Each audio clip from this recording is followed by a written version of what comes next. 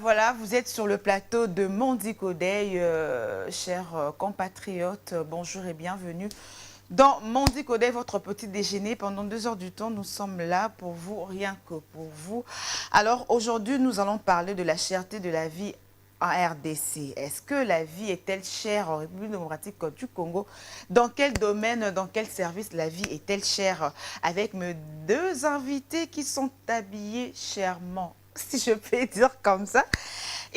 Bon, mes 2 invités, ils ont porté de vestes chères, ils sont beaux, élégants. Bonjour, Monsieur Dominique Dinanga, Top Congo Tokangié.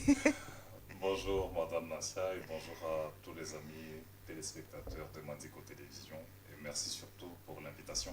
Vraiment, ça fait longtemps, on voit que ça bissonne en guerre, et à Est, comme il se souvient à Kinshasa. Je suis là, en chair aussi. Ah voilà, en tout cas, je suis vraiment très honorée de vous recevoir sur notre plateau. Un plaisir partagé. Voilà, alors bonjour Monsieur Pierrot. Bonjour maman aussi. Comment allez-vous? Je vais plus que bien plus que vous. Plus que bien, le pays, plutôt la RDC est en guerre plus que bien. Non, le problème c'est que ça dépend de quelles conditions tu prends ça. Si Ah. le pays va mal, mais moi je vais bien. Aïe. Est-ce que tu es vraiment patriote? Je suis plus que patriote même. Mais on ne va pas bien quand le pays va mal. C'est ça. Je ne sais pas comment ça fonctionne, mais je ne sais pas si le mal peut marcher quelque part, mais moi je sais que ça va bien. Ah, Tout va bien. Positiviste. Ah oui, c'est ça, positiviste. Ouais, c'est ce qu'il faut faire. C'est ce qu'il faut faire. Voilà. Alors, avant d'ouvrir le débat de cet avant-midi, nous allons d'abord pouvoir vous connaître à fond. Alors, vous allez passer par la carte d'identité. On va commencer par Dominique Dinanga. Voilà, dites-nous votre nom complet, nom, poste-nom et prénom, sobriquet, s'il y en a. Ok. Mon nom est Dinanga. Dinanga, Mon poste-nom, Chilumba. ok. Et mon prénom, c'est Dominique. Mais quand j'étais tout petit, quand je grandissais, on m'appelait Didi. Il y en a qui continuent. Didi, Dédé, Ok, Dominique, d'accord, Dinanga, Dominique Didi. Dinanga. Voilà. Jusqu'aujourd'hui, il y en a qui m'appellent encore Didi. Généralement, ma famille, il y a Didi, Ok. tonton Didi. Bon, voilà, j'ai grandi avec ces noms. Ok. À un certain moment, on m'appelait la valeur de X. La valeur de X. J'ai beaucoup de Mais sobriquets. pourquoi? J'ai eu beaucoup de sobriquets dans ma carrière que j'ai entamée encore tout jeune. Ok. Jeune parce que La carrière journalistique. ma carrière journalistique, d'ici le mois des gens, je totaliserai 20 ans dans ce métier. Waouh! Ah, au mois de juin. Ouais, j'ai Donc ça commencé s'est tout fait. Juste après. Ça se mes fêtera. Bon, si Dieu nous prête vie, Vraiment. nous allons sûrement fêter. Ah oui, il va nous Absolument. prêter vie parce qu'on a encore beaucoup à faire dans notre pays. Voilà. Voilà, alors la deuxième question, on aimerait savoir votre état civil et la situation amoureuse. Ah, ok, ok. Dominique Dinanga est marié et père de 4 jolies fillettes. Waouh! Doriel, Victorine, Le préfet du lycée. Précieuse Lily. et Manuela. Waouh! Waouh! Bon, En c'est tout ça. cas, l'amour, toujours l'amour. Donc, on nous se battait là de Mininangamisu. Il est vraiment marié, totalement Désolé. marié. Désolé. Très marié. Sérieusement marié. Sérieusement marié. Avec madame. Madame Muriel Kadima Dinanga. Ok, madame Muriel, elle aussi Journaliste journaliste. aussi.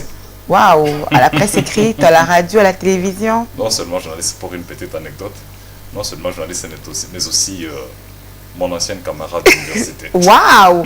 En tout On cas, ne s'est jamais aimé à l'université. de On n'a l'amitié. jamais été même amis à l'université. Waouh! Bon, Ok. voilà, le destin. Le destin. C'est ça, c'est vraiment le destin. Une très belle histoire. Mais aujourd'hui, on ne parle pas d'histoire d'amour, on parle de la cherté. Voilà. Ouais, de la vie. Voilà. Malheureusement. Alors, la troisième question, quelle est votre profession? Journaliste, Dominique Dinanga fait quoi dans la vie? Bon, je suis journaliste. Je me plais d'être journaliste. Waouh. On peut retenir ça. Je suis journaliste. Je suis aussi communicologue. Je suis un spécialiste en communication et j'apporte généralement mon expertise quand le devoir m'appelle ou quand on a besoin de moi. Je suis licencié en communication des organisations. Ok. Voilà, j'ai fait l'université, mes études supérieures, je les ai faites à l'Institut facultaire de sciences de l'information et de la communication, IFASIC aujourd'hui, UNICIP. Voilà. Voilà, alors Dominique Ndinanga, avant de passer le micro à M. Pierret, il y a beaucoup de journalistes qui abandonnent ce monde médiatique en disant que ça ne paye pas, c'est difficile, surtout avec des invités et tout. Mais Dominique Ndinanga, quel est votre secret? Jusqu'à présent, vous tenez toujours fort dans ce monde médiatique. Je vais vous provoquer encore, je vais vous dire, je suis journaliste et je serai journaliste à vie. Waouh! Parce que le journalisme, moi, je le fais par passion. Le journalisme est pour moi un rêve d'enfance. Je rêvais devenir journaliste déjà à 5 ans. Chaque fois qu'on me demandait qui je serais dans la vie, je disais, moi, je serai journaliste. Malheureusement, mes parents n'ont jamais voulu entendre ça. Bon, ils me donnaient les mêmes arguments. Pourquoi devenir journaliste? C'est un métier qui ne paye pas. On m'a montré des exemples des vieux qui faisaient trop de succès dans le métier, mais en principe qui n'avaient absolument rien. Moi, je dis qu'il y ait de l'argent ou pas, ça sera un plaisir pour moi de parler un jour. Que le monde m'entende. Que le monde m'entende, c'était un plaisir. Et l'argent, moi, je le reléguais d'ailleurs en deuxième position. Mes parents n'ont jamais voulu. C'est pourquoi, même aux humanités, quand j'ai voulu faire la section littéraire, ils m'avaient découragé. Eux voyaient en moi un médecin. C'est pourquoi j'ai fini mes humanités en biologie, chimie. Déjà un médecin, c'est ça le choix de beaucoup de parents. Oui. Beaucoup de parents aiment bien que leur enfant fasse la médecine. Oui, ils voulaient me voir médecin un jour, mais moi, ce n'était pas mon lot. C'était pas mon lot et je me suis donné, j'étais tout le temps, même si je faisais la biochimie, mais tout le temps j'étais derrière le grand dans le métier, j'étais dans les émissions des enfants. J'ai commencé à fréquenter le monde médiatique encore tout petit. Et en deuxième CO, il y a eu un système au niveau de mon école des enfants journalistes. C'est-à-dire qu'en deuxième CO déjà, j'étais en mesure de suivre la radio le soir et le matin, nous avions 5 minutes pour informer nos condisciples. Avec un mégaphone. Donc, je l'ai fait durant tout mon parcours aux humanités, bien entendu. Et quand j'ai fini, je me suis lancé et 2 ans après, je suis allé à l'IFASIC. J'ai dû combiner études et le travail. Donc, j'ai dû faire ça. C'est pour vous dire que le journalisme, c'est vraiment ma vie. Je me sens comme un poisson dans l'eau et c'est toute une vie pour moi. Intéressant. Merci beaucoup. Les parents ne pouvaient plus m'imposer encore le choix parce qu'à l'université, j'ai dû moi-même faire le choix. Et aujourd'hui, ils sont fiers de moi. Très fiers. Mes meilleurs auditeurs aujourd'hui sont mes parents. Quand je ne présente pas le journal le matin, la première personne qui m'appelle pour me demander qu'est-ce qui ne va pas, c'est mon père. Et il est fier de dire aux gens, c'est lui qui présente ce journal. C'est mon fils. Waouh. Et ils m'ont dit ouvertement, on doit te présenter des excuses parce qu'en fin de compte, tu dois avoir raison. Vraiment. Vraiment, en tout cas, merci beaucoup Dominique Ndinanga d'avoir répondu à la carte d'identité. Alors, on passe le micro à Monsieur Pierrot. Dites-nous votre nom complet, nom, post-nom, prénom, sobriquet, s'il y en a. Bon, moi, je m'appelle, le nom c'est Bampende. Et le prénom, je vais vraiment vous expliquer. Le prénom d'abord, je m'appelle Pierre Denis. Pierre Denis, prénom français. Prénom français. Il faut avoir toujours un prénom un peu compliqué. Aïe. Pierre Denis. Même Dominique, prénom français. Ouais, il y a certaines personnes qui m'appellent Pierrot. Il y a certaines personnes qui m'appellent Mourinho. Il y a certaines personnes qui m'appellent Del Piero parce que j'étais du côté du football. Ok, Del Piero, Piero. Il y a aussi un nom que moi-même je me suis ajouté. Char de Femme Foumoua Bangé. Wow. Ouais. Donc, je suis face au Louba. Ouais, Char de Femme. Je suis face à 2 Louba. Char de Femme Foumoua Bangé. Là ça concerne le ministère. Le ministère que j'ai. Et c'est pourquoi j'ai pris ce nom de Char de Fée. Ministère biblique. Ministère biblique. Oh, parce qu'on d'accord. parle des chars de feu, on est en train de voir le feu qui brille. Donc,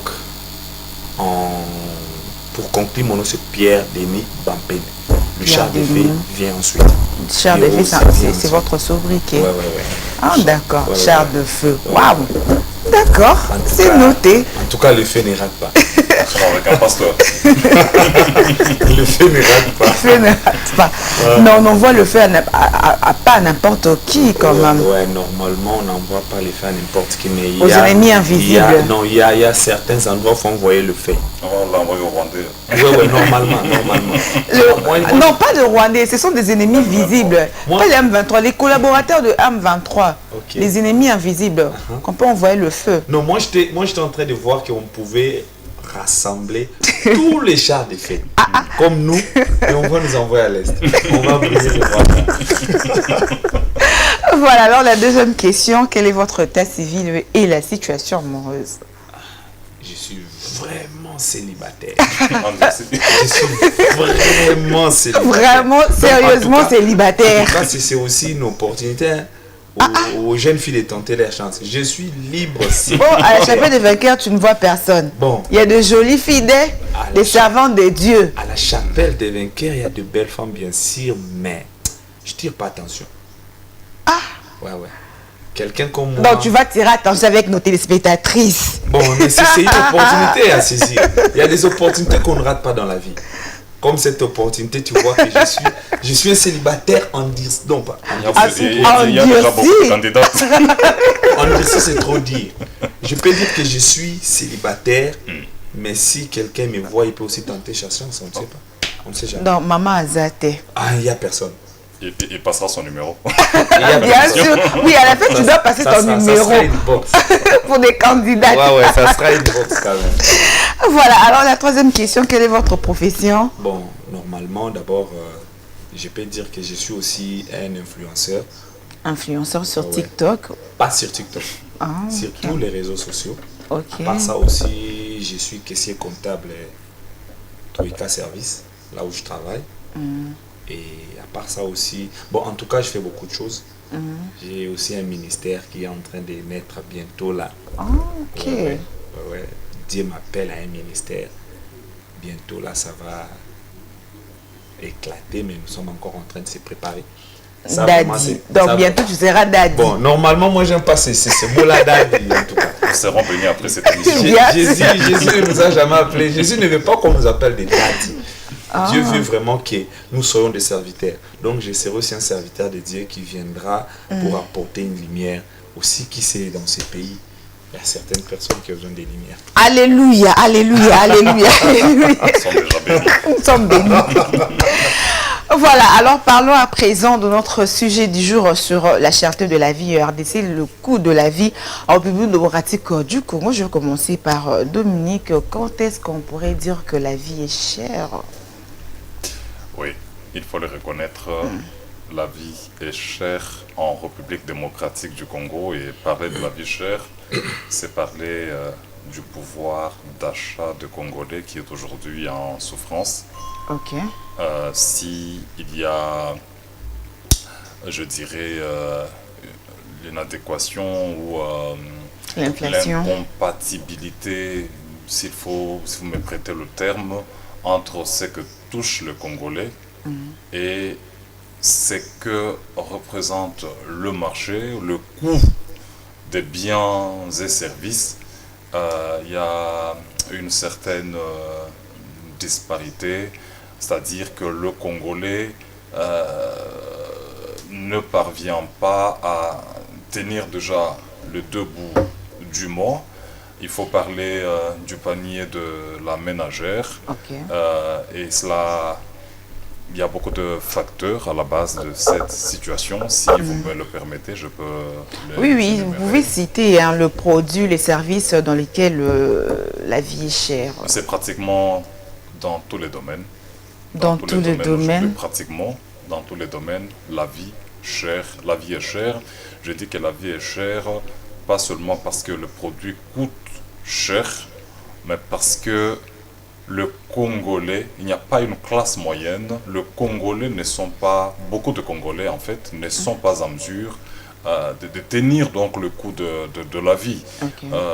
Aujourd'hui, au Congo, vous n'avez que deux catégories. Vous n'avez que des plus riches et des très pauvres. La classe moyenne n'existe pas au Congo. Et cela a beaucoup de causes. La cherté de la vie. Je vais prendre le premier facteur. Je parlerai de l'instabilité politique et économique. Et il y a, si des décisions ne sont pas bien prises au niveau de gouvernants pour réguler la vie économique du pays, c'est vrai que ce n'est pas à l'État de faire le commerce, ce n'est pas à l'État de donner le prix, créer même des emplois, okay. Mais l'État crée des conditions pour favoriser la création d'emplois. C'est ça le rôle de l'État. Mais s'il n'y a pas une bonne politique au niveau de l'État pour créer les emplois et faciliter les choses, ça devient encore très compliqué. Le deuxième facteur, je parlerai de l'inflation. Okay. Parler de l'inflation, on voit le taux de dollar. Aujourd'hui, il y a une économie vraiment dollarisée. Tout est en dollars et nous dépendons du dollar en République démocratique du Congo. Tout s'achète en dollars, vous trouvez des prix affichés en dollars. Sous d'autres cieux, quand vous allez dans d'autres pays, vous avez les dollars et vous en souffrez sérieusement. Je suis allé dans l'un des pays du continent, je suis allé quand même dans beaucoup de pays du continent, trouver que je suis allé un jour manger dans un restaurant, je finis, je sors l'argent en dollars pour payer, on refuse de prendre cet argent. Okay. On a dû même me laisser partir avec cet argent parce qu'il était déjà 19 heures. Un pays africain. Un pays africain. Okay. Partez et vous viendrez payer demain. J'ai dit, mais ils ont même pris le risque de me laisser partir parce qu'ils sont en train de valoriser leur monnaie. J'étais il y a 2 semaines au Vietnam. C'était la même réalité. Vous trouvez que les gens donnent plus de valeur à leur monnaie. Qu'est-ce qui se passe aujourd'hui? On vous paye en francs congolais, les fonctionnaires de l'État. Et quand on paye cet argent, vous ne pouvez pas payer le loyer en francs congolais. Le bailleur vous exige le dollar. Et qu'est-ce que vous faites? Dès qu'on paye, vous vous lancez sur le marché d'échange pour aller chercher le dollar. Et c'est la loi de l'offre et de la demande. Vous exercez une certaine pression sur le dollar. Conséquence, il n'y a pas assez de dollars et le taux augmente. Tout est en dollars en République démocratique du Congo. Ça, c'est un problème. Un autre problème ou un autre facteur à la base de la vie chère en République démocratique du Congo, c'est l'absence des infrastructures de base. Quand je parle des infrastructures, je vois les routes, des dessertes agricoles. Il y a aujourd'hui des produits qui périssent là où ils sont produits, là où ils sont cultivés. Je parle bien de produits agricoles. Vous allez dans des coins où vous trouvez des bananes en train de pourrir, vous trouvez tous les produits agricoles qui pourrissent. Pourquoi? Parce qu'il y a un problème de les acheminer vers le centre de consommation. Ça, c'est aussi un problème. Vous trouvez que, d'une part, il y a des produits qui pourrissent, mais dans les lieux de consommation, ces produits sont rares et coûtent extrêmement cher. Je sais qu'il y a beaucoup de facteurs, je refuse de monopoliser peut-être la parole, mais il y a aussi ces problèmes de la dépendance aux importations. Au Congo, nous ne produisons pas, nous importons tout. Mais beaucoup de produits importés sont moins chers par rapport aux produits de notre propre pays. Non, pas nécessairement. Pas nécessairement. Vous importez les chinchards. J'ai été en Namibie, vous savez combien coûtent les chinchards là-bas? Ce sont des produits importés. Là, vous me poussez à parler d'un autre facteur, c'est aussi la mauvaise foi des opérateurs économiques. Ces chinchards ne coûtent absolument rien. Un ministre venu dans ce pays, Jean-Marie Kalumba pour ne pas le citer, Ok. Et j'ai eu la chance de partir avec lui dans cette mission en Namibie. 80% de la production des chinchards en Namibie viennent ici en République démocratique du Congo parce qu'eux n'en consomment pas là-bas. Et ça ne coûte absolument rien. Les opérateurs économiques qui vous les amènent ici prennent 200%, 300% de bénéfices. C'est ça aussi, le taux d'intérêt est trop élevé. Je parlais des importations. Nous avons une économie pratiquement extravertie, poussée vers l'extérieur. Nous importons pratiquement tout. Nous avons des lacs ici, très poissonneux. Qu'est-ce qui manque? C'est pourquoi j'ai parlé de la politique d'abord au niveau du gouvernement, pour que nous achetions des bateaux de pêche, nous commencions à pêcher ici, nous commencions... Mais ça fait très mal quand nous allons importer même le maïs, alors que nous sommes en train de nous glorifier, que nous avons 80 000 hectares 80 millions d'hectares de terres arables. C'est dommage. C'est dommage, je pense que pour ne pas monopoliser la parole, il y a d'autres facteurs, je pourrais peut-être les développer au cours de cette émission. Vraiment. Voilà, merci beaucoup, Monsieur Dominique Nanga. Alors, Monsieur Pierrot, pensez-vous que la vie est chère en République démocratique du Congo? Merci beaucoup pour la parole. La vie est chère en République démocratique du Congo. C'est une question très difficile, vous savez. Pourquoi? Je vais essayer de répondre d'abord à cette question à dévoler. On dit le malheur des uns fait le bonheur des autres. Nous sommes au Congo. Nul ne peut ignorer que là où les autres souffrent, les autres aussi réussissent. Certaines personnes ont une très bonne vie. Les problèmes ici au Congo, c'est d'abord nous. C'est pas d'abord le Congo, c'est d'abord... Le Congo, c'est un pays. Mais c'est nous qui devons faire quelque chose pour que les choses marchent. La vie est difficile, oui bien sûr, parce que nous sommes pendant les temps difficiles, même la Bible a dit ça, que nous sommes pendant les temps de la fin. Et ce sont des temps qui seront très difficiles. Mais si la vie est difficile au Congo, qu'est-ce que nous, on est en train de faire pour que la vie ne devienne pas difficile? M. Dominique l'a dit ici, il a essayé d'avancer certains arguments. Qu'est-ce qu'il faut faire pour que la vie ne soit pas difficile? Je peux répondre à cette question que oui, la vie est difficile pour les uns, mais facile pour les autres. Vous voyez, maman Nancy, qu'est-ce que je peux dire par là? Ici au Congo, nous avons un grand pays.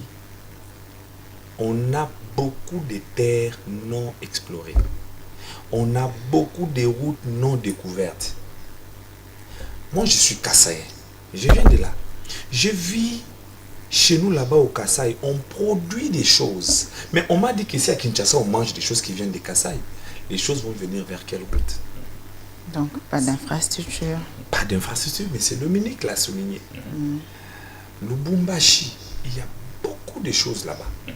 Qu'est-ce qui fait? Parce qu'aujourd'hui, on considère que le chemin naval, par hasard, parce qu'on a le fleuve Congo, l'avion, c'est pas tout le monde qui a l'argent de payer l'avion. Mais on peut toutefois faire une route. En tournant, on prend Kassaï, Lubumbashi. Ce genre de route n'existe pas. Le problème avec nous, d'abord, je peux dire que le premier problème, c'est l'infrastructure. Quand même, nous avons vu le président, le chef de l'État, il est quand même en train de lutter avec ça. On voit, il y a certaines routes qui sont en train d'être réhabilitées. C'était des routes qui étaient déjà, mais on est en train de réhabiliter ça. Et à part l'infrastructure, on a aussi le problème des investisseurs. Parce que si vous remarquez sur le Congo, on a des investisseurs qui sont des étrangers. Je ne sais pas si vous êtes d'accord avec moi. On a beaucoup d'investisseurs étrangers. Quand un investisseur étranger vient ici au Congo, d'abord, est-ce qu'il aime votre pays? Il est peut-être venu chercher l'argent. Donc, avant que quelque chose avance, tu dois d'abord aimer la chose. Ce pays, c'est notre pays. J'aime comme le ministre de la Justice le dit, nous n'avons que ce pays. C'est notre pays. Alors quand quelqu'un vient à l'extérieur pour venir investir ici au Congo, il vise ses intérêts. Il vise les intérêts de ses enfants qui sont restés d'où il vient. On n'a pas beaucoup d'investisseurs ici au Congo. Les Congolais ne veulent pas créer. Les Congolais ne veulent pas faire quelque chose, mais veulent toujours recevoir. Mais eux-mêmes, des investisseurs ont compris qu'ici, en République démocratique, il y a beaucoup d'argent, mais eux-mêmes, les Congolais sont aveugles. Et du coup, au Mona, ça qui a l'osso, Congolais a tué 30 000 francs. On doit comprendre, j'ai le bitinga, on a 25 000 francs. Et Congolais, on s'est l'année, pour l'année, il y a 25 000 francs. Au lieu d'acheter, il y a 30 000 francs, il y a Congolais. Mais ça s'appelle la stratégie. Ça s'appelle la stratégie. On dit on ne gagne pas une guerre parce qu'on a des armes lourdes, mais on gagne une guerre par des stratégies. Quand lui, il arrive, il dit, toi, tu as 25 000, il y a 30 000. Si je mets ça à 20 000, je vais peut-être gagner 2%. Mais toi, tu veux directement gagner 10%. Lui veut gagner directement 15%. C'est ça le vrai problème des Congolais. Donc, on n'a pas des investisseurs congolais, beaucoup des investisseurs congolais ici au Congo. On n'a que des investisseurs étrangers qui pensent qu'à leur propre intérêt. Qui vient ici, qui paye un Congolais peut-être 150 000 francs par mois. Donc tu vois, ils visent que ses intérêts. Ça, c'est la deuxième des choses. Et la troisième... Et l'État congolais aussi valorise beaucoup plus les investisseurs étrangers par rapport à Yabana Moka. Mais tu sais déjà si l'État congolais est... Même la diaspora congolaise, Bazoul est là. Tant que tu as investir dans le cannabis, douane est cher. Et prix à Kofuta est cher. Facture c'est coûteux. Et vraiment, toutes les parties sont coûteuses et toutes les factures, ainsi de suite. Alors, investir dans notre pays, ils ont des difficultés. Par rapport aux étrangers, ils sont valorisés, ils sont, donc, si je peux dire comme ça, ils sont valorisés et tout. C'est un privilège. Il y a quoi investir dans le cannabis au Moro par rapport, il y a Congolais, donc les étrangers bénéficient beaucoup plus. Donc, vous savez, même dans une relation, si vous voulez marcher ensemble, il y a des conditions. C'est aussi le cas. Le problème avec les Congolais, c'est que les Congolais ne veulent pas admettre ça. Ils ne veulent pas suivre les conditions. Admettre quoi? Suivre quelles conditions? Les conditions, on te dit pour produire ici, pour faire quelque chose, si tu dois payer ça, tu dois payer ça. Mais lui voit comme je suis chez moi, je ne paye pas. Mais ça n'a pas de sens. Monsieur Dominique, vous partagez le même avis par rapport à ça? Je ne partage pas le même avis avec lui à ces sujets. Il a été prouvé que nous avons la fiscalité la plus toxique en République démocratique du Congo. Il y a trop de taxes. Il a raison quand il dit que l'économie aujourd'hui est entre les mains des expatriés. Vous savez par exemple que dans le domaine de produits surgelés, il n'y a plus de Congolais. Okay. Ils ont été soumis à une certaine concurrence déloyale par ces gens qui bouffent derrière l'État, qui bouffent derrière la population congolaise. Ils ont mis en place un système favorisé par l'ancien régime également, parce que le problème ne date pas d'aujourd'hui. Okay. Ils ont été favorisés par les anciens régimes qui se sont succédés à ces pays. C'est aussi une occasion peut-être pour le régime en place de changer les tirs. Malheureusement, la situation n'a toujours pas changé, même avec l'actuel régime. Ce sont ces gens-là qui tiennent aujourd'hui l'économie congolaise. Et ce sont eux qui dictent la loi. Ce sont eux qui sont même capables de faire partir un ministre. J'étais en train de vous donner l'exemple ici de l'ancien ministre de l'économie nationale, le tout premier ministre à être destitué par l'Assemblée nationale. Et vous savez pourquoi il a été destitué? On doit dire la vérité, parce que les langues se sont déliées plus tard. Okay. C'est parce qu'il s'est attaqué aux intérêts de ces gens-là. Il a parlé à ces gens-là en face pour leur dire « Vous avez suffisamment volé. Ça suffit. Vous ne pouvez pas continuer à vous faire des millions derrière les dos de pauvres Congolais. » Et vous savez ce qui lui est arrivé?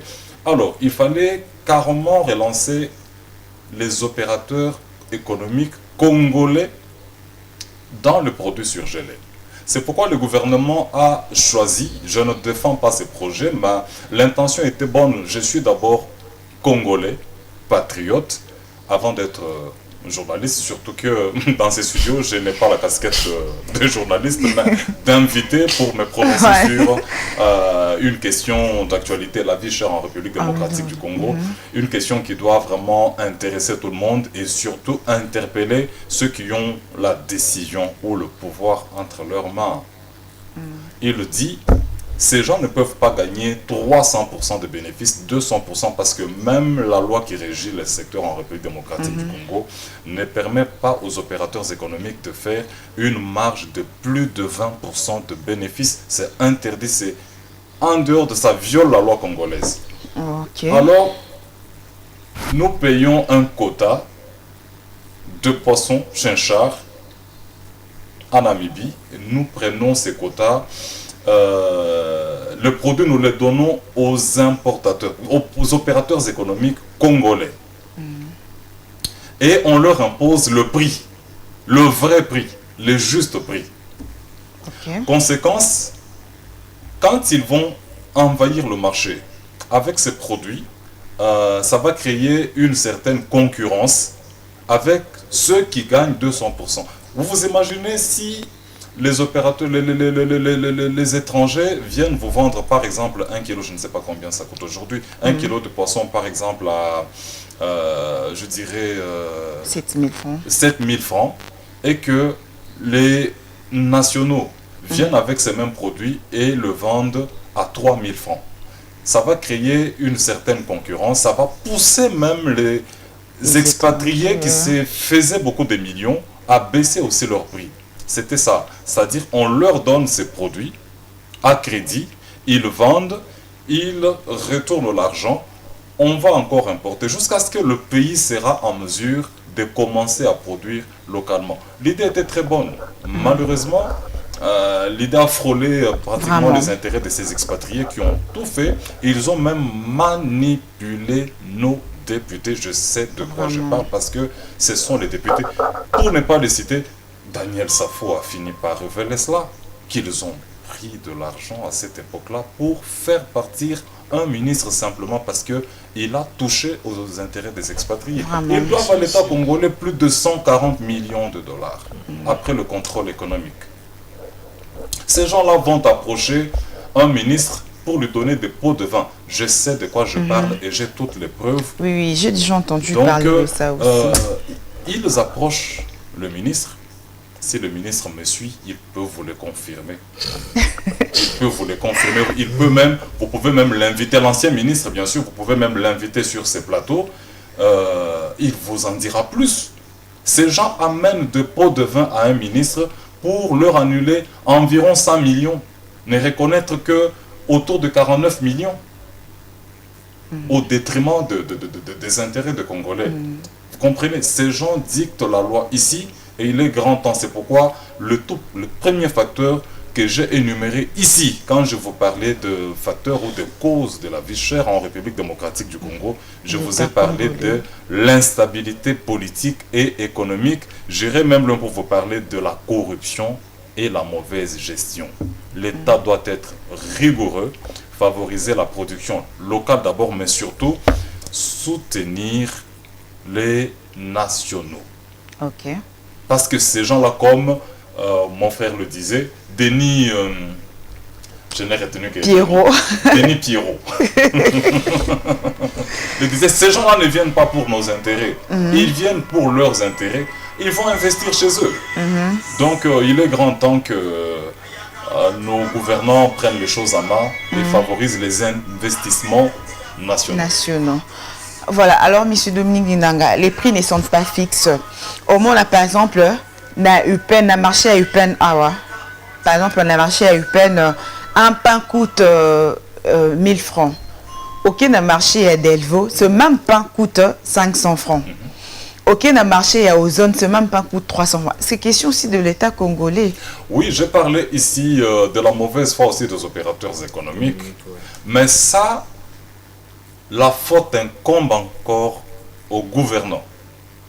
On peut parler de la mauvaise foi. L'homme dans sa cupidité, l'homme avec le vouloir toujours de gagner plus, oui, il se permet de faire du n'importe quoi. Mais l'État est là pour mener sur le terrain un contrôle rigoureux.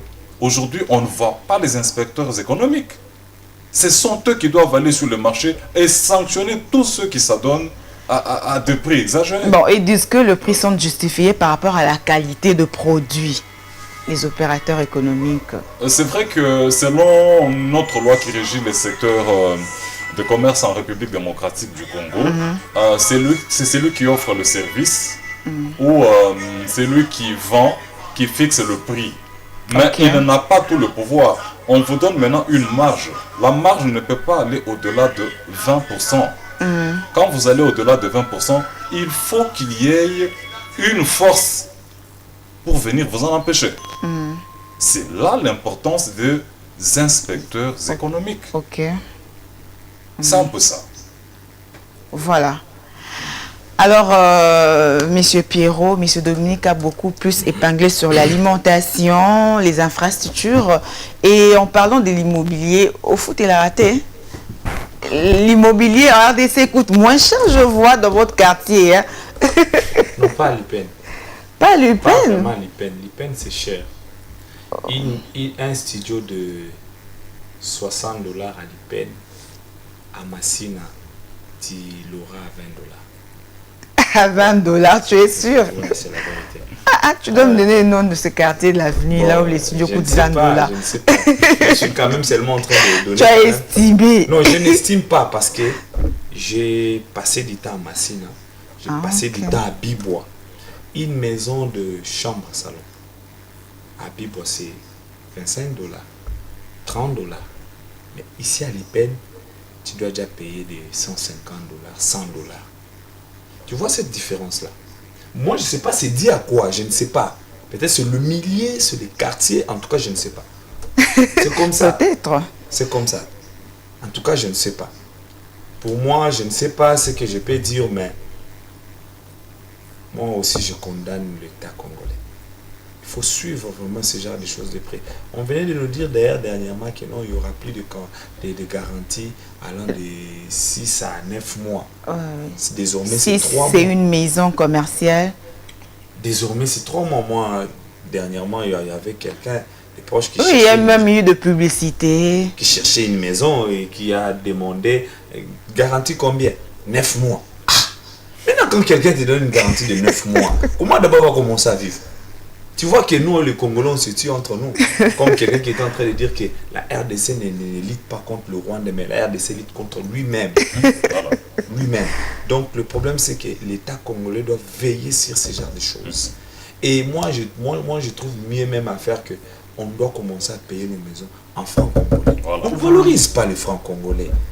Aux États-Unis, on mange les dollars. Jamais tu peux amener les francs congolais si aux États-Unis, on prend ça. Mais si au Congo, quand on voit les dollars, on tremble devant les dollars. Devant les francs congolais, on peut même piétiner, marcher dessus le franc congolais. C'est inconcevable.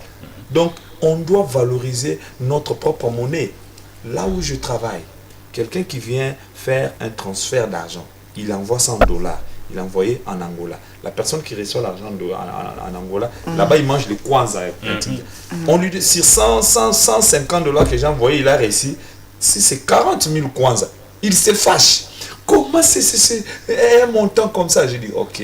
Maintenant, ici au Congo, quand tu as $150, quand tu mets ça en francs, mais tu es patron. Donc, le gouvernement congolais doit veiller vraiment sur ce genre de choses, suivre de près. Ces gens-là, on leur donne des décisions, des conditions. Ils ne suivent pas ça.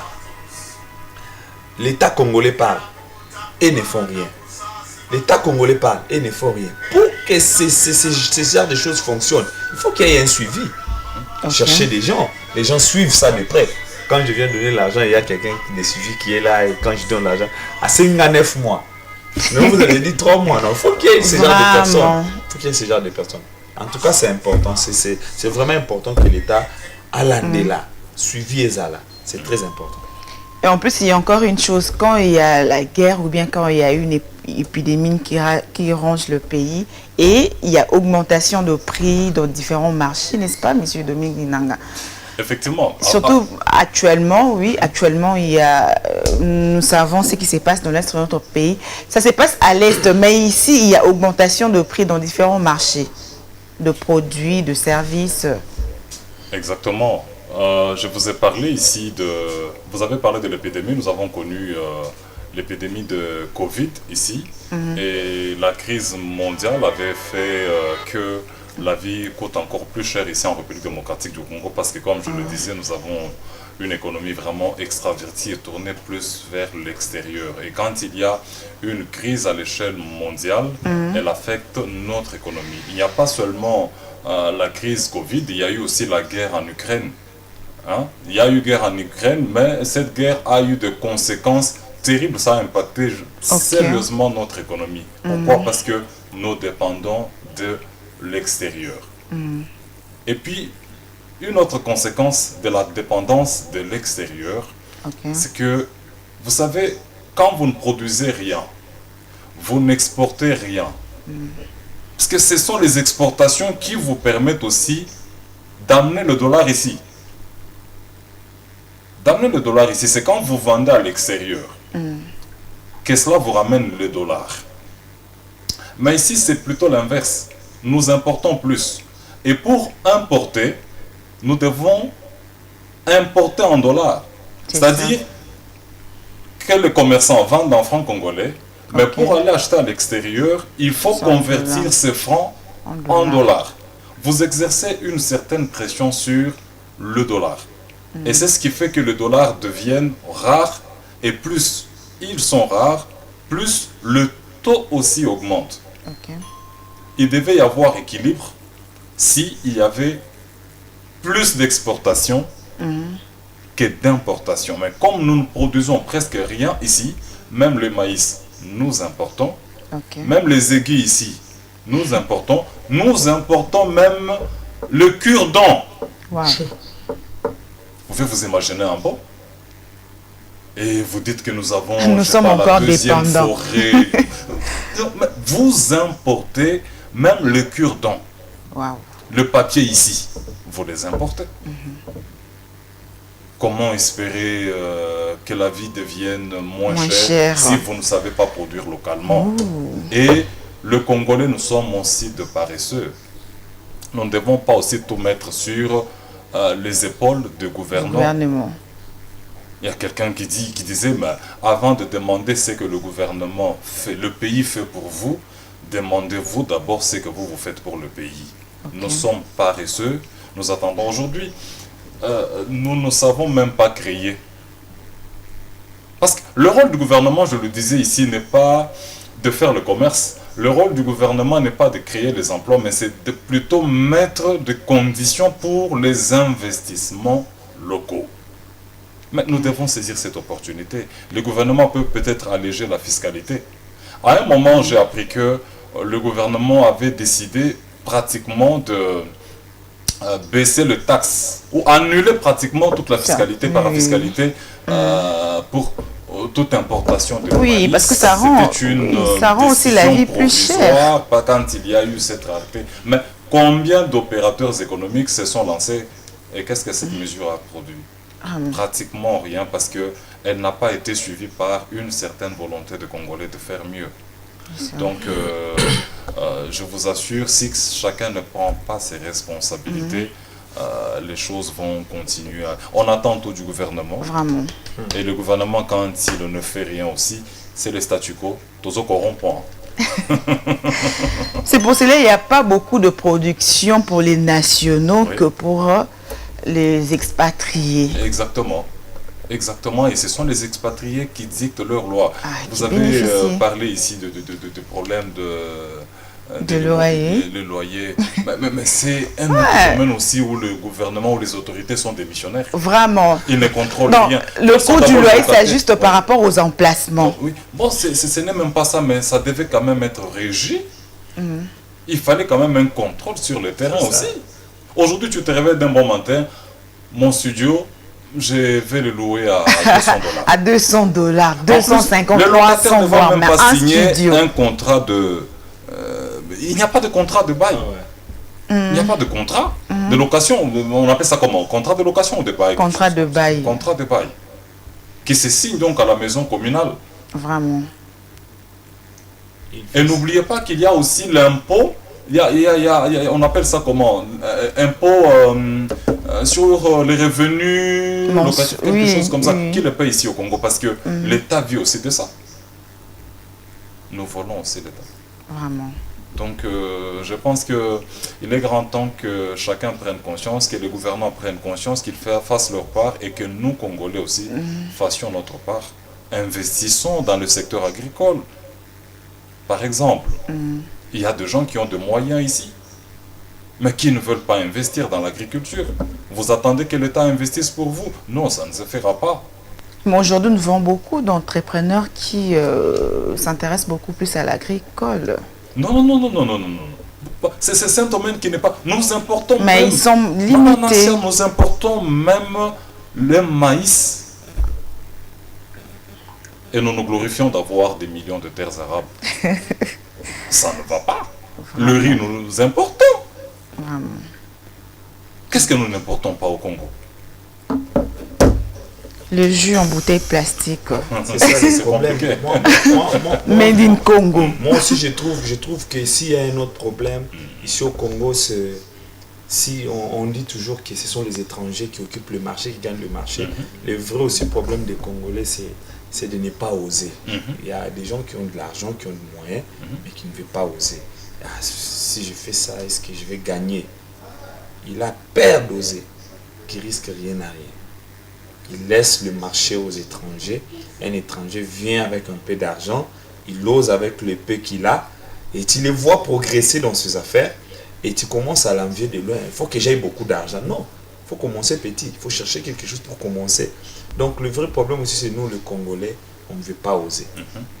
Il y a beaucoup de secteurs où on peut investir. Mais les Congolais osent. Vous ne voyez pas dans le monde de l'habillement ou bien de la mode des beautés, les Congolais osent quand même. Les Congolais, bah, ambiance. Ils aiment trop s'habiller, ils aiment trop vendre les habits parce que ce sont à ton ambiance. Vous êtes fait beau, c'est un service congolais. Mais le problème, c'est quoi? C'est un service national. Mais dis-moi, tu seras beau, mais tu n'as rien dans la poche. Je voyais un peu. Tu es beau, mais tu n'as rien dans la poche. Mais c'est vraiment... parce que le Congolais préfère s'habiller cher et manger... Mais s'habiller cher, manger moins cher. Je reviens l'idée de pasteur Marcelo Tonassi. Il a dit que les Congolais ont un esprit qui les lie à quelque chose. Moutou.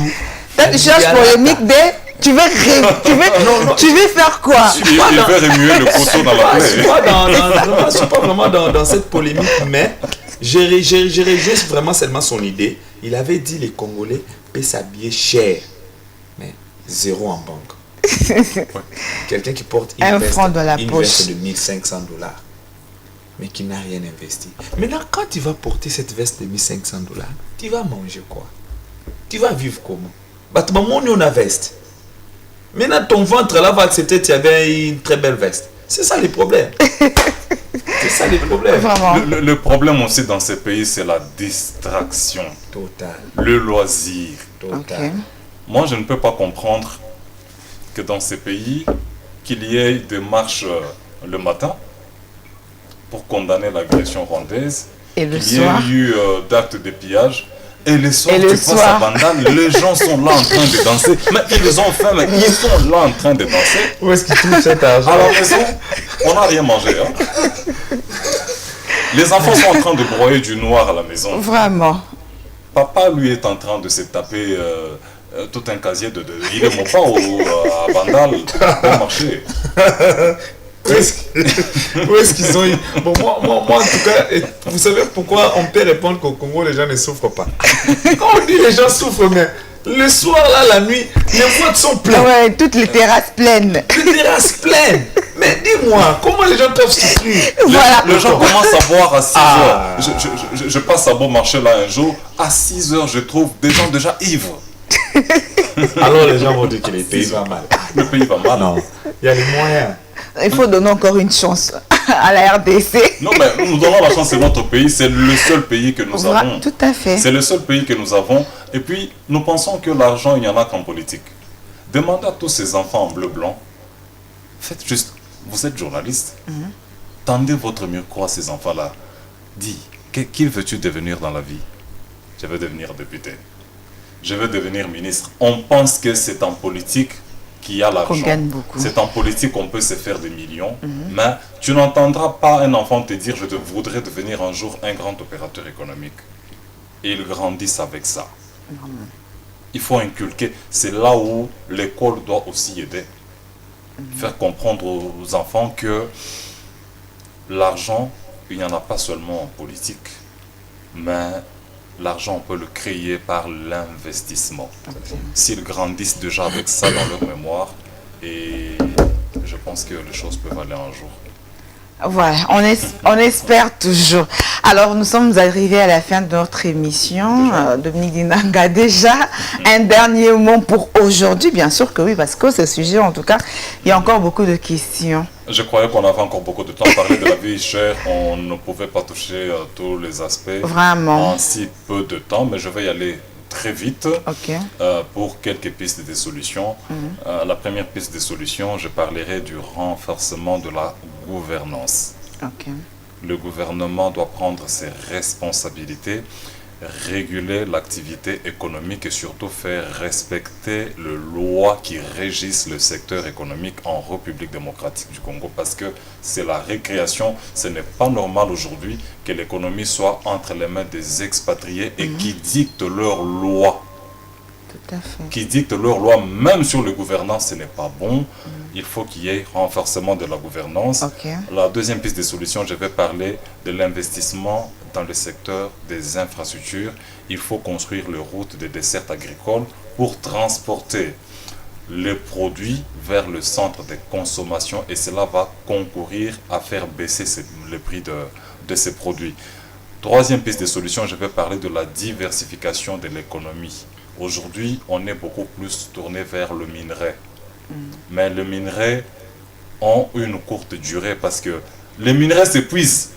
Vous n'allez pas exploiter le minerai toute la vie et il naît. Non, les minerais ne naissent pas. Donc, ils vont finir par disparaître.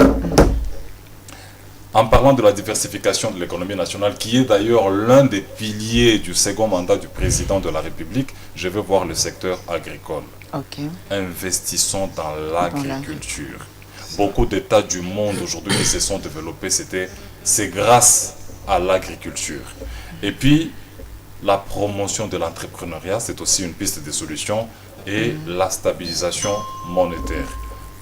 Pour stabiliser la monnaie nationale, il faut commencer par ce qu'on appelle la dédollarisation de notre économie. Et aussi favoriser la production locale. Si vous faites ces deux choses, vous dédollarisez l'économie nationale et vous favorisez plus d'exportation, c'est-à-dire la production locale pour exporter plus. Je crois qu'on aura résolu ces problèmes de la cherté de taux de dollar. Il y a des petites solutions qu'on trouve généralement. Si vous voyez bien, c'est pour peu de temps. Quand il y a hausse du taux de dollar sur le marché d'échange, le gouvernement injecte souvent, la banque centrale injecte sur le marché une bonne quantité de dollars et ça baisse un peu le taux pour un petit temps et puis ça galope encore. Ce sont des solutions provisoires. Je pense que le problème, il faut le traiter dans une approche un peu holistique. Voilà. Et puis le tout dépend de la volonté politique du gouvernant, mais aussi de la prise de conscience des Congolais. Le problème, c'est d'abord nous. Si chacun de nous se faisait un examen de conscience et disait que le vrai problème, c'est d'abord moi, je vais d'abord changer à mon niveau, et il y aura ce qu'on appelle une prise de conscience collective, et ce pays va changer un jour. Waouh! D'accord, je retiens, ce pays va changer un jour. Voilà, merci beaucoup, Monsieur Dominique Dinanga. Alors, Monsieur Puro, quelques petits mots pour conclure notre sujet sur la cherté de la vie en RDC. En tout cas, moi aussi, je peux dire que c'est un message fort. Aujourd'hui, on ne peut pas seulement se focaliser, regarder les dirigeants du pays, que non, ils doivent faire quelque chose pour que les choses marchent bien. Si nous voulons voir les choses marcher, on doit d'abord nous-mêmes nous lever pour que les choses marchent. J'encourage aussi les jeunes gens à être courageux. Parce que ce qui tue beaucoup de jeunes aujourd'hui, c'est la honte. Que moi, on ne peut pas me voir en train de vendre de l'eau. Moi, on ne peut pas me voir en train de vendre les jus. Alors, ils oublient qu'en faisant ça, peut-être je peux devenir un entrepreneur demain. On doit bannir la honte. Il n'y a pas de sous-métier. On doit bannir la honte. On doit bannir la peur. Si on se lève et on commence à se battre, ce pays ira de l'avant. On va même constater qu'il n'y aura plus ce qu'on est en train de dire que oh non, les choses ne marchent pas. Nous allons consommer les produits locaux. Si Papa Dominique travaille, toi tu travailles, moi je travaille, il n'y aura personne qui va demander à l'autre l'argent. Voilà. Parce que tout le monde a son argent. Aujourd'hui, c'est peu de personnes qui travaillent, beaucoup ne travaillent pas. Et quand ils demandent de l'argent aux autres, ils ne donnent pas. Tu vas au fin d'un pays Kindokipamba. Donc lève-toi, tu es jeune, va travailler. Fais quelque chose. Tu as demain, fais quelque chose. Et nous allons voir ces pays avancer, comme Papa Dominique l'a dit. Ces pays va changer. Moi je crois, d'ailleurs c'est peut-être demain, moi je crois à ça, que ce pays va vraiment changer. Excusez-moi, j'avais déjà épuisé mes minutes, mais je dois répondre pour l'interpeller aussi. L'interpeller par lui, sur ces plateaux, mais tous les hommes de Dieu. Les hommes de Dieu ont distrait aussi beaucoup de jeunes. Vraiment. Nous ne sommes plus à l'époque où la manne va tomber du ciel. Vraiment. Les dadis. Même Jésus a voulu que l'homme travaille. Avant cette émission, j'étais en train d'échanger avec mon frère qui est un puissant serviteur de Dieu, je l'ai découvert. Homme de feu. Homme de feu, c'est vraiment un homme de feu. Je pense que vous allez peut-être le découvrir. Vraiment. Même Jésus a voulu que les gens travaillent. D'ailleurs, il m'a donné un exemple, il peut le confirmer ici. Quand Jésus trouve que les gens étaient affamés, il leur a demandé, vous avez quoi? C'est-à-dire, l'homme doit faire sa part et Dieu fera sa part aussi. Si nous croyons en Dieu, nous sommes chrétiens, je suis chrétien, je crois que Dieu peut bénir, mais Dieu bénit les efforts. C'est ça. Dieu bénit les efforts. Jésus est appelé. Jésus est appelé parce que son meilleur ami, Lazare, est mort. Jésus va passer 4 jours, il n'arrive pas. Sabotage. Ça peut être traduit comme ça. Mais quand il arrive, s'il avait la puissance de ressusciter Lazare, pourquoi demande-t-il à ceux qui étaient là, aux proches de Lazare, d'ôter la pierre qui était là? Ils ont transpiré, c'était vraiment lourd.